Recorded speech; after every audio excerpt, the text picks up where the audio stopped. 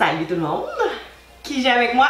Martin Patnaud de Provigo, c'est mon ami, je suis contente de cuisiner avec toi Martin aujourd'hui. Qu'est-ce qu'on fait? Super plaisir d'être ici Nancy. Aujourd'hui j'ai une magnifique recette de soupe minestrone d'automne à te présenter. Pourquoi? Mois de novembre, les récoltes, plein de beaux légumes frais, locaux et saisonniers chez Provigo. J'en ai choisi beaucoup d'ailleurs, mes préférés dans les légumes racines.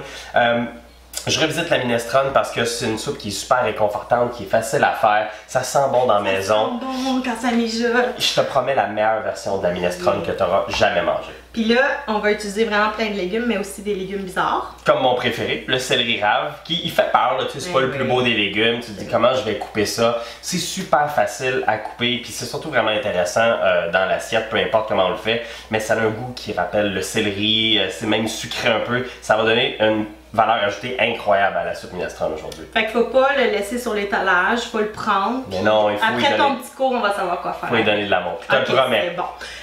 Par quoi on commence? On va commencer dans le fond, on va partir la casserole. J'aime beaucoup que tu utilises un chaudron en fonte ici parce que ça assure vraiment une bonne distribution de la chaleur. Fait qu'on va chauffer ça à feu moyen, je te dirais, moyen élevé. Moyen élevé? Ouais, parce qu'on veut quand même aller chercher de la caramélisation puis un peu de chaleur. Parfait. Fait que ce qu'on va aller faire, on va commencer avec de l'huile d'olive. Je prends de l'huile d'olive parce que c'est ce que j'ai ici, mais honnêtement, vous pourriez prendre de l'huile de pépins de raisin, de l'huile de canola à la maison, même du beurre. Vraiment gourmand, là. Prenez du beurre non salé en passant. J'aime toujours moi-même ajuster la quantité de sel que je mets dans mes recettes.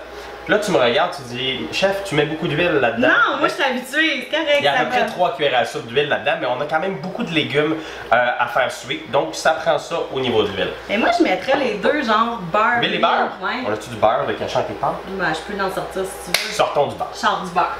Attention. Là, vous allez voir mon frigo. Oh là là! Ah, mais c'est juste à gauche. Hey, mais c'est du beurre. Ah, celui-là, c'est mon préféré en passant, celui-là. Fait que, on va ajouter du beurre. Oui. Ça, c'est parfait, tout est à proximité. On va mettre une cuillère, mettons une grosse cuillère à soupe. Ah, c'est des cuillères de chef, ça. Oui, je le sais, mais ça va être bon, on a beaucoup de légumes. Nancy, j'ai pris un peu d'avance, en fait, ici. J'ai carottes, oignons, céleri, mirepoix classique. Et j'ai aussi ajouté du panais qui vient du Québec. J'adore le panais. C'est vraiment une belle racine qui a un goût sucré, qui Ça rentre avec la carotte? Similaire au niveau de la forme surtout, mais qui est vraiment très bon. Moi j'adore le panais, que ce soit rôti au four ou là-dedans. Vous pouvez même faire des frites de panais si vous voulez, c'est délicieux. Ça change de couleur aussi. Oui, ça caramélise beaucoup à cause du sucre. Là tu vois d'ailleurs on entend l'huile et le beurre qui crépitent ensemble. Ça sent bon. Déjà, tu sais. Fait qu'on va ajouter carottes, oignons, céleri et le panais en premier là-dedans. Puis ça va être important de prendre le temps de faire suer tous ces beaux légumes-là. Tu sais, souvent les gens vont faire 30 secondes, c'est suffisant, mais non, on va vraiment bâtir progressivement les saveurs de la minestrone. Il faut être patient, donnez-leur 4-5 minutes pour aller chercher de la couleur à ces super beaux légumes-là. Puis on va tranquillement bâtir les saveurs. Sais-tu quoi, je pense qu'il y a une erreur que tout le monde fait souvent, c'est de mettre l'ail en même temps. Puis il faut pas faire ça. Non, toi l'ail est ici, puis je vais la mettre à la fin. T'sais, on pourrait la mettre là, mais à feu moyen. Ça dégagerait quand même pas mal de saveur, mais moi je veux vraiment la mettre à la fin. Faut pas la brûler. Fait qu'on va laisser ça de côté. En attendant, je te propose qu'on prépare les autres légumes. Parfait. Démystifions les racines du Québec avec Nancy. Ok, dis-moi, j'ai ces deux-là. Moi, j'aimerais ça que tu me les nommes. Ça, c'est bon parce qu'on n'a pas répété ça avant la vidéo. Je te déteste un peu. Comment tu l'appelles, celui-là? C'est un rutabaga, non? Et l'autre? Ben, ça doit être un navet. Fantastique! Combien Bravo. de points j'ai? Honnêtement, 12 sur 10. Ouais, merci. Ça, là, c'est ce que tout le monde appelle un navet. Mais en réalité, c'est un rutabaga. Et ça, ici, c'est le navet. Ils ont un profil gustatif vraiment différent. En fait, le rutabaga est un petit peu plus fort au niveau du goût, plus jaunâtre aussi. Regarde, on va d'ailleurs le préparer. Ça, j'adore ça. En ce moment, c'est frais, c'est local. Ça a probablement été récolté très récemment. Donc, ce que je vais faire, moi, je vais... Toi, tu y vas au couteau. Oui, je vais au couteau. Tu peux y aller à l'économe. Celui-là, en fait, le navet va être plus facile à l'économe. La chair est vraiment plus... Pas la chair, mais la peau est vraiment plus fine, plus mince, plus facile à peler. Celui-là ici, il est quand même un peu plus robuste, fait que on peut se permettre d'y aller avec le couteau de chef, comme ça ici. Qu'est-ce que ça a l'air, ça commence ça. Et c'est beau comme tout. J'adore ça. Sais-tu ce qu'on va faire, Nancy, à ce stade-là? On va assaisonner graduellement à chaque étape, dans le fond. Fait que 2 bonnes pincées de sel, ça va aider aussi à sortir l'eau de végétation des légumes. Avec un coup de du poivre grossier que je l'ai fait à poivrière. va ajouter quand même. C'est difficile quand même. Non, on va super bien. Fait, sel et poivre, on va continuer à mélanger ça une fois de temps en temps pour vraiment aller faire cuire tout ça. Parfait. Je t'ai pas parlé de l'oignon que j'utilise en fait, parce que ça peut sembler banal, mais j'ai pris un oignon blanc. Moi, je suis un fan d'oignons blancs. Je trouve tellement qu'ils sont parfumés. C'est le plus raffiné des oignons. En fait, je sais que tout le monde utilise l'oignon jaune habituellement, là. Ou rouge, salade, hamburger, machin. Moi, j'aime beaucoup trouver des sacs, acheter des sacs d'oignons de toutes les couleurs. Vous savez, il y a du jaune, du blanc et du rouge. Ça permet d'avoir un peu de tout, mais le blanc en cuisine, je vous jure, là, quand vous allez faire, il est plus doux, mais quand on le cuit, il y a vraiment une complexité incroyable versus l'oignon jaune. Essayez de faire votre traditionnelle soupe à l'oignon avec un oignon blanc, ça change la game complètement. Ben, j'attends que tu viennes la cuisiner chez nous. Ça va me faire plaisir. Écoute, je continue avec le rutabaga ici. Je te propose d'aller faire des petits cubes de rutabaga. Là, on ne mettra peut-être pas, tu pourras, peut-être pas tout en fait, tu pourras utiliser les restants pour faire autre chose. Je vois que je cuisine beaucoup. Je vais prendre peut-être la moitié du rutabaga, considérant qu'on a quand même pas mal de légumes à préparer. Tu sais, dans le temps, là, le rutabaga, il l'utilisait juste dans les espèces de bouillies. Ouais. Ça goûtait tellement fort. On n'aimait pas ça. Ouais, je sais. Mais tu sais, il y a bien des choses comme ça. Tu sais, comme les choux de Bruxelles, un autre mal aimé du Québec. Non. Pourtant, les choux de Bruxelles, c'est super bon. On en a en ce moment des frais. C'est délicieux. C'est comme... Fait, je vais prendre pratiquement la moitié. Ça ici, on va le mettre de côté. On va l'utiliser plus tard. Fait que jamais. Fait que j'ai mon rutabaga ici. Je vais peler le navet de la même façon. Mais si on regarde là, juste au niveau de la couleur de la chair, là, on est complètement...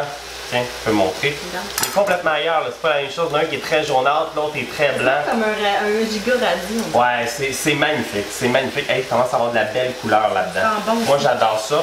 Fait que regarde, tant qu'à avoir le rutabaga qui est ici, on va l'ajouter là-dedans lui aussi pour aller chercher le maximum de saveur. Ça compote pas comme une patate. Oh non, pas du tout.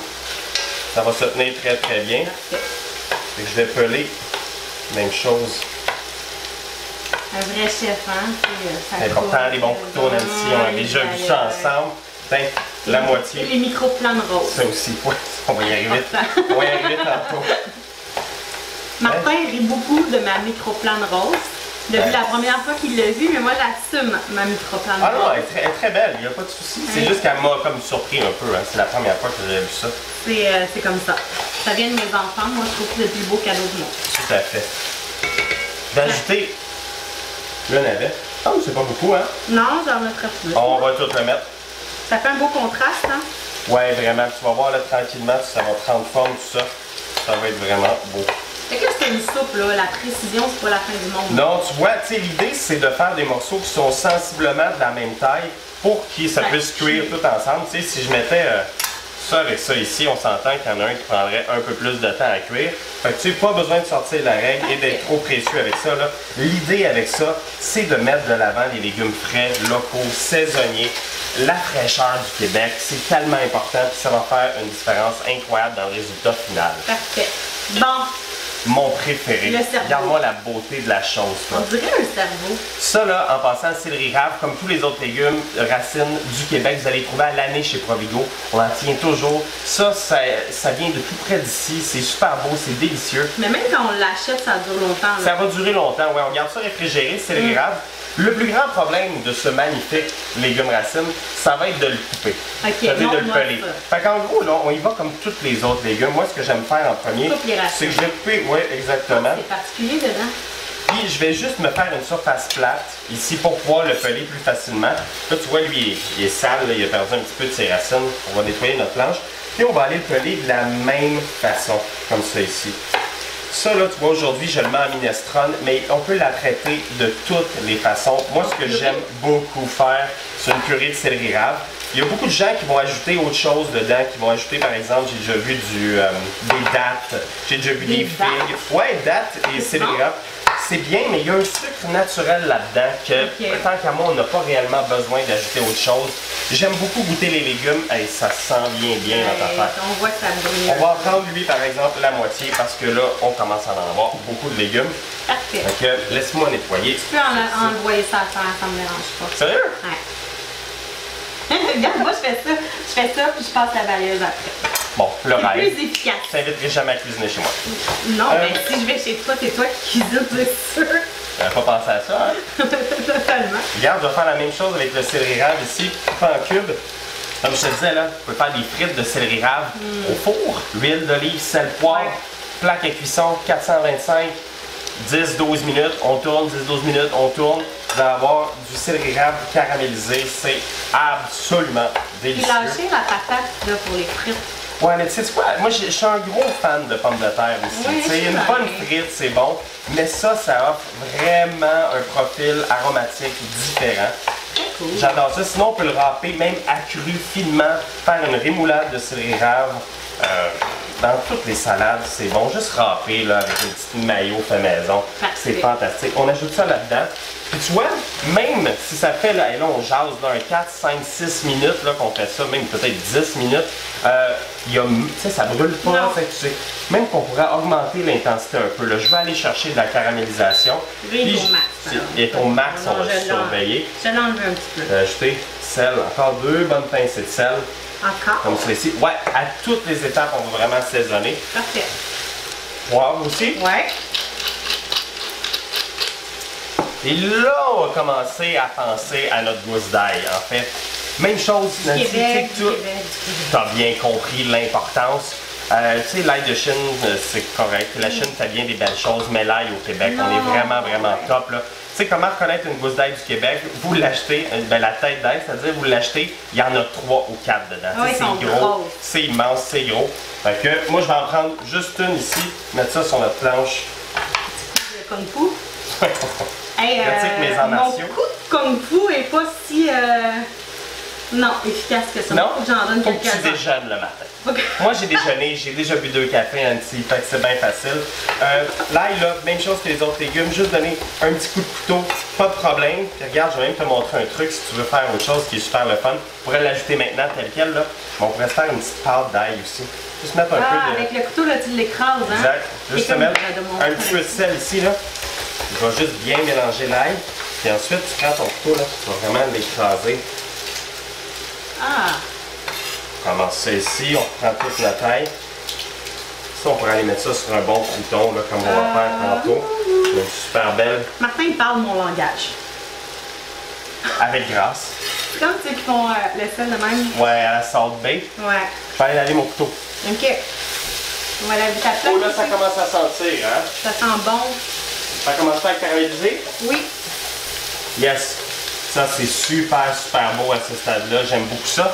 Regarde, on va être pratiquement prêt à ajouter les autres ingrédients. Parfait. Ce que je vais faire ici, j'ai feuilles de laurier, absolument essentielles dans une minestrone. J'en mets 2 parce que j'adore ça. Des herbes séchées. Là-dedans, j'ai... Qu'est-ce que j'ai? Je sais pas, c'est toi qui vas me le dire. Sans lait. Y a-tu de l'origan? Il y a de l'origan, du thym. Il y a quelque chose de piquant. Il est là, le piquant. Ah, mais c'est quoi que ça sent? Ça ici, thym, origan, basilic. C'est le basilic qui ressort plus, on dirait. Ouais, j'en ai mis un petit peu plus. Prenez ce que vous avez à la maison, ce que vous aimez. Vous aimez la sauge, on met de la sauge, marjolaine, on met de la marjolaine. Flocons de piment chili, parce qu'on aime ça avec un peu de kick. Et j'utilise des tomates ici. Là, tu vois, c'est des tomates entières, mais on va les défaire tantôt. Moi, j'aime beaucoup utiliser les tomates, en conserve en passant celle-là, mais les tomates sans acide citrique. Avec vraiment des belles tomates. Ça, c'est des San Marzano. Ah, c'est un délice. On va défaire ça. Tu veux défaire en purée ou en petit morceau? Oui. Puis regarde ce que je vais faire maintenant, qu'on a défait toutes les tomates avec les beaux légumes. Je vais approcher Nancy avec le bouillon de poulet. Ici. Bouillon de poulet, je prends toujours teneur réduite en sodium. J'aime mieux moi-même ajuster la quantité. Et pourquoi tu as pris poulet? Oh, honnêtement, parce que je prendre légumes aussi. Ouais, mais moi j'aime beaucoup le goût du bouillon de poulet. Mais c'est vraiment très personnel. C'est une question. Mais ça se ferait avec du bouillon de légumes. Bouillon de légumes, bouillon de bœuf. Mais tu sais, fait maison, c'est encore meilleur en passant. Ouais, je sais bien. Carcasse d'un poulet, carottes, oignons, céleri sur le four, mijoté 4 heures à peu près. Là. Bon, moi donc ça. Juste voir la quantité de bouillon. Et que c'est beau.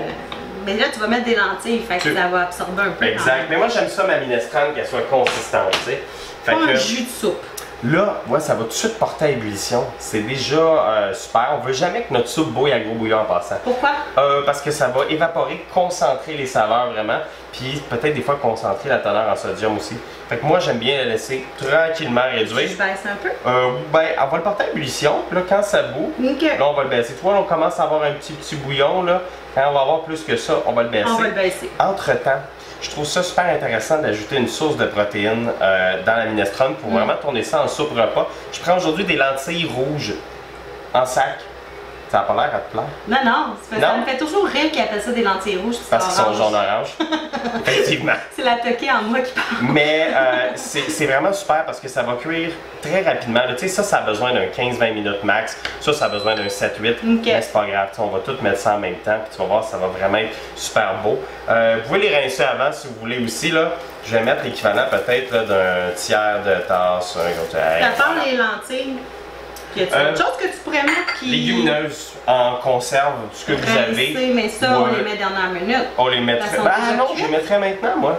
Ouais, parce qu'ils vont prendre la saveur, tout ça. Puis même, ils vont aider à épaissir, pour donner de la consistance à ta soupe. Ça va être le fun. Haricots blancs, ce serait super bon. Haricots rouges, ça serait bien. Là-dedans. Si vous êtes vraiment très motivé, prenez le sécher, faites tremper, cuire et tout. Bon, on comprend qu'on ne fera pas ça, mais ceci dit, c'est une option. Mais c'est économique, par exemple. Vraiment. Vraiment économique. Là, ça bouille beaucoup notre affaire. Fait qu'on va baisser, on veut vraiment que ça mijote comme ça. Parfait. Puis, en attendant que notre soupe soit prête, il y avait beaucoup d'eau. Je viens de le laver, ouais. Je vais prendre une courgette verte, encore une fois, légumes du Québec. Ça me fait vraiment plaisir d'utiliser ça. Vous pouvez prendre la jaune si vous en trouvez aussi. Je vais couper ça en gros dés, mais je vais l'ajouter dans les peut-être 10 dernières minutes de cuisson pour garder de la texture. Ça c'est le fun, là, tu sais. Ouais, on veut avoir un beau petit crunch là-dessus. Tu sais, je vais même faire des gros morceaux de courgette. Parce que ça va être super. Fait que voilà, la courgette est là, de côté. On va mettre ça juste ici. Plein de vitamines. Comme ça, ouais, exactement. As-tu des questions? Ben non, ça sent juste... Ça sent bon, hein? J'aimerais ça qu'il y ait le scratch and sniff. Ouais, ça sent rien. Ça sent bien, ça, c'est sûr. On va envoyer ça par là. Non, en fait, tu sais, moi, j'en fais souvent de la soupe, fait que j'aime ça. D'un fois, je garoche de la viande dedans. Ah, ben là, ça, on pourrait. D'ailleurs, c'est ce que j'ai oublié. Laisse-moi aller voir dans le frigo. J'ai oublié quelque chose. Qu'est-ce que t'as oublié? En attendant, je vais J'ai oublié un truc de grand-mère. Ou de mère. Ma mère faisait ça. On mettait des os à soupe dans la soupe. Dans la soupe minestrone. Fait que, ouais, c'est pas bien beau vu comme ça, là.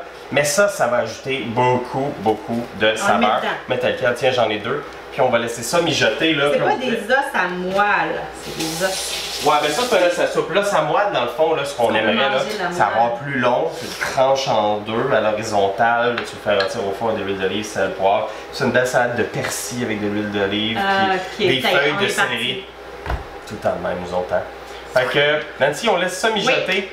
Puis, dans le fond, 10 minutes avant la fin de la cuisson. À découvert. Toujours découvert. Sinon, ça va faire trop de condensation? Ouais, exactement. Puis, tu sais, regarde là, on a un beau bouillon, c'est parfait. C'est pas trop fort, c'est cool. Fait que, ce que je vais faire, par contre, je vais voir tout de suite pour l'assaisonnement. Parce que j'aime rectifier à chaque étape. Fait que... Brûle-toi pas. Non, pas de souci. Il est habitué, il n'y a plus de sensation. À peine. Oh, écoute, déjà, déjà. Écoute, ça n'a pas mijoté, là. Non, mais... Attention, c'est chaud. Non, mais moi, je vais pas faire comme toi, je vais attendre. Je vais te laisser parler, puis je vais attendre, puis je vais attendre, puis je vais Déjà, à ce stade-là, là, on a déjà beaucoup de saveur. Puis ça n'a pas mijoté. Ouais, on a de la tomate. Ouais, exact, mais une bonne tomate. Fait on oublie ça, on a les courgettes. En attendant, ce que je te propose de faire, Nancy, comme accompagnement, pour que ça soit vraiment réconfortant, un crouton. Ça vient avec la soupe. Tout en simplicité, avec parmesan, une huile infusée aux herbes. Fait qu'on laisse ça mijoter, on prépare le crouton. On revient? Good. Bon, on est rendu, Martin. À l'étape du crouton. Parce qu'avec une bonne soupe, ça prend un crouton. C'est réconfortant. Numéro 1, trouvez-vous un bon pain que vous aimez. Okay? Moi, je suis un fan de romarin. Je suis un fan de focaccia. J'ai trouvé ça ici. Qu'on a chez Provigo. Super beau pain, cuit, frais du jour. Prenez ce qui vous fait plaisir. Okay? Vous êtes grain entier, ciabatta, whatever. Faites-vous plaisir. Mais quand il y a du gluten, c'est bon. Ouais, ben tu sais, il y a des options aussi sans gluten. Fait que ce que je vais faire, je vais trancher ça, puis tu vois, je suis pas. Ouais, j'ai enlevé la croûte, tu peux y goûter, mais tu sais, comme ça ici, c'est bon, là, mais celui-là est vraiment destiné à transformer en crouton. Moi, je le vois plus en crouton. Ouais, absolument. Tu sais, on pourrait se faire un bon sandwich, mais il faut le griller en fait, tu sais, pour aller chercher le maximum de saveur. Regarde ce que je vais faire. Je vais mettre ça sur notre plaque.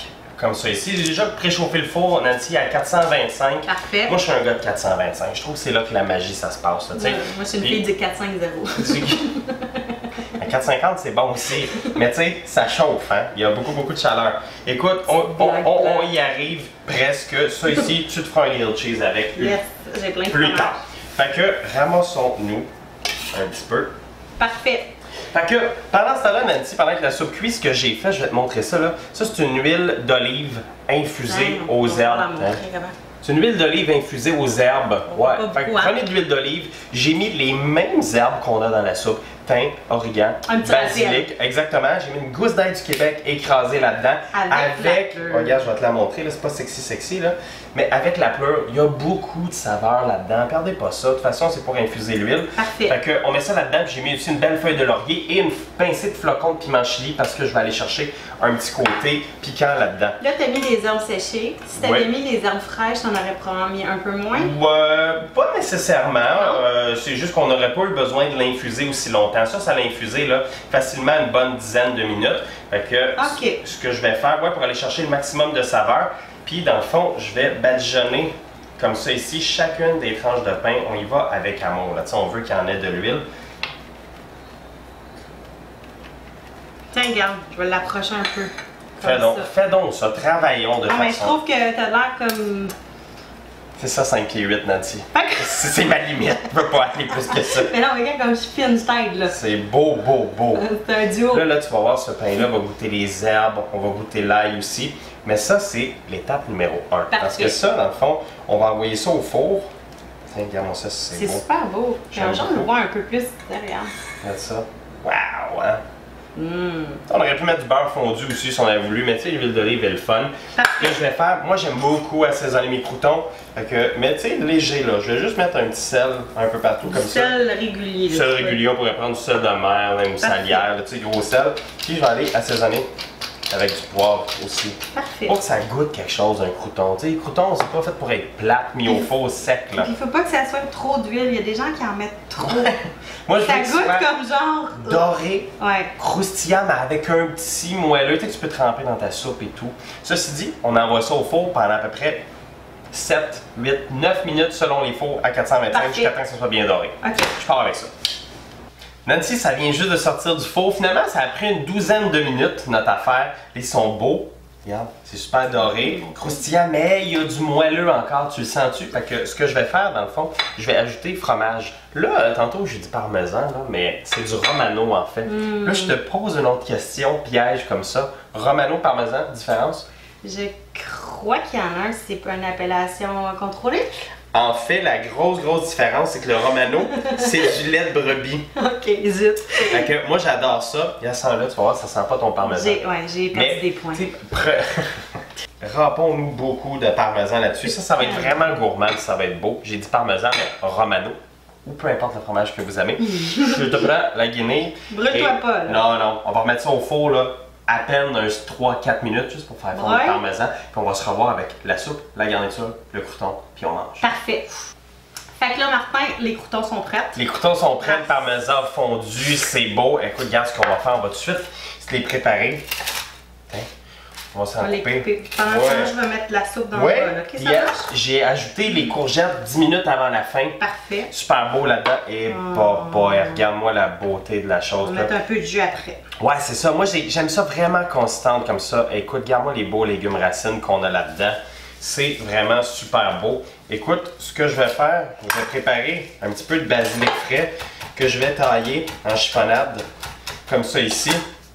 Moi, je fais comme une chef, j'essaie d'enlever le dégât. Je me demandais justement si tu allais le faire. Je suis très content. Écoute, comme on est bien gourmand, là, on va s'ajouter du romano. Ah, j'arrête pas de dire parmesan. Ben oui, mais ça peut être du parmesan. Comme ça ici. Parfait. On va ajouter le beau basilic frais en garniture dessus. Ça, là, Nancy, c'est la meilleure version d'une minestrone que je peux te proposer. Je trouve ça vraiment beau. Tu sais, plein de beaux légumes ici, encore là, frais, local, saisonnier, disponible chez Provigo. Puis tu sais, quand vous consommez local, ça réduit l'empreinte écologique. Vous êtes des bons citoyens, on se sent bien. Puis surtout, c'est vraiment très bon. Mais ceci dit, maintenant, on va y goûter ensemble. Ça sent tellement bon. Il reste-tu 2 cuillères? Oui, puis c'est des petites cuillères, c'est plate. C'est parfait. On va y goûter. Puis tu sais, regarde le crouton là-dedans. Là, tu sais, vous pouvez mettre sur le côté comme ça ici même. Là, tu sais, il n'y a pas de problème. Là. On peut les mettre directement dans la soupe. Il faut que ça soit convivial. C'est une soupe d'automne, c'est réconfortant. C'est vrai. Fait que goûtons-y ensemble. Voici ton crouton. Faut prendre le plein. Là, c'est chaud. Ça. Ouais, ça va être très chaud. J'ai les lentilles. Enfin, je vais absorber. Toi, direct de même. Moi, j'absorbe.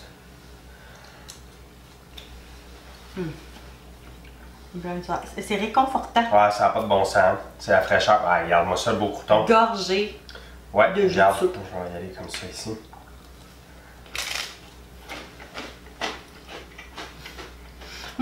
Moi, une soupe pas de crouton, là. Oh là là. Ouais. C'est bon. Mais tu savais quoi? Même Nancy, regarde ce qu'on pourrait faire. Tu sais, allez là, défaire les croutons directement dans la soupe, comme ça ici. Regarde en garniture comme ça, là. Ça, c'est extraordinaire. Il n'y a rien de plus beau. C'est frais, c'est local, ça goûte le Québec. On est content. Puis moi, je garde toute la soupe. Sérieux? Ouais.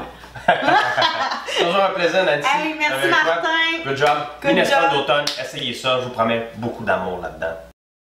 Je vais mettre le lien de la recette soit en bas, si c'est sur Facebook, sur YouTube, même chose en bas, puis Instagram en quelque part. Vous allez pouvoir aller faire cette belle recette-là. Puis, est-ce que ça se congèle?